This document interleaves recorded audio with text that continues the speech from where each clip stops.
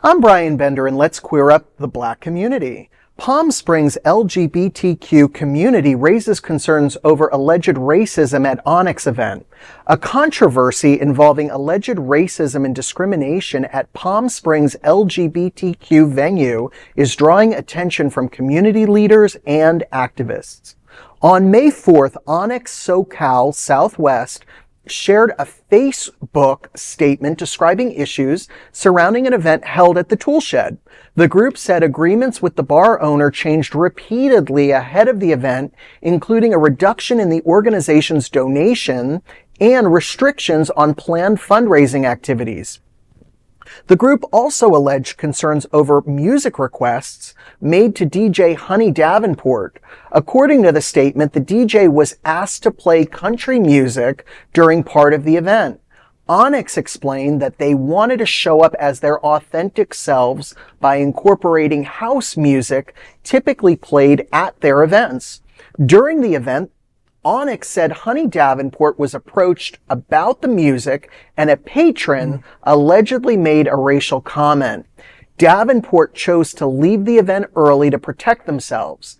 The statement further said, quote, "We were invited to produce an event celebrating people of color and spent the night feeling like we were being asked to stay in the background. We felt like the help. There seemed to be an underlying fear that house music or a POC vibe might make people uncomfortable," end quote. On May 13th, Honey Davenport shared a video of meeting with the Human Rights Commission of Palm Springs to discuss, quote, "real action and education around discrimination and microaggressions in this city," end quote. The controversy has sparked broader conversations across the Palm Springs LGBTQ community about inclusion, accountability, and creating spaces where all people feel welcomed and respected. Whoa. So it sounds like they were having an event and they were asked to play music that was totally not on brand for what they present. And is something about the fundraising. Are you able to kind of like illuminate Well, I this think for us one of the things that's important to remember is that this was an event, like for whatever it was, an hour, 2 hours. This wasn't like an ongoing thing.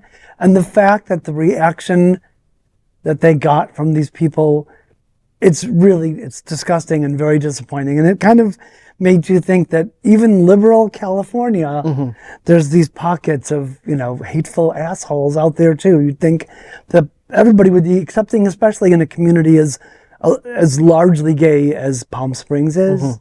But I also recommend too that people do check out all that stuff on Facebook, the footage of the meeting with the council. Because it's very well described. Stated. And absolutely, I think it's worth watching. Reverend, do you have any hot take on this? I've been to several ONYX events, mostly in Chicago and New York, and they're so well produced, well run. They're on point.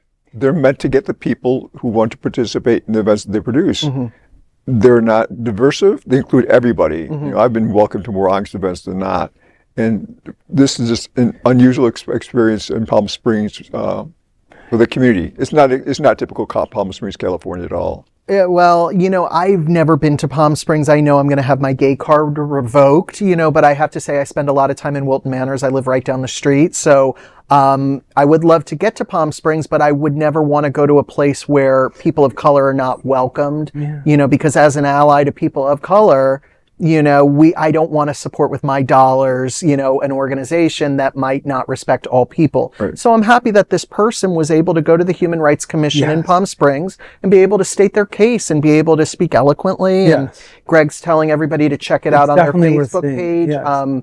I don't have the link here, but I'm sure if you did a quick search. Yeah. There's also the timing of this.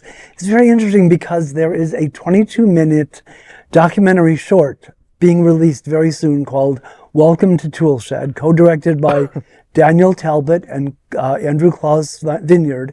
It's being shown during Cannes, during the film festival, and it's also playing in other venues. So it'll be interesting to observe how this experience, this thing that just happened, affects the bar itself, as well as the way people are going to respond to this short film, because this is a news story and it'll be interesting to see how that plays out. What an unfortunate PR. Yeah, So, right. you know, I mean, Timing. obviously the timing here is not ideal. I mean, if there's never a good time to be racist or be a No. No. POS to people. There's never a good time for that, but especially not when your bar is getting free publicity by having a short film being presented at cons. So we'll see what happens with that. And there is no other queer nonprofit media platform like this in the entire world. Support our LGBTQ stories by sharing them and subscribing to Queer News Tonight.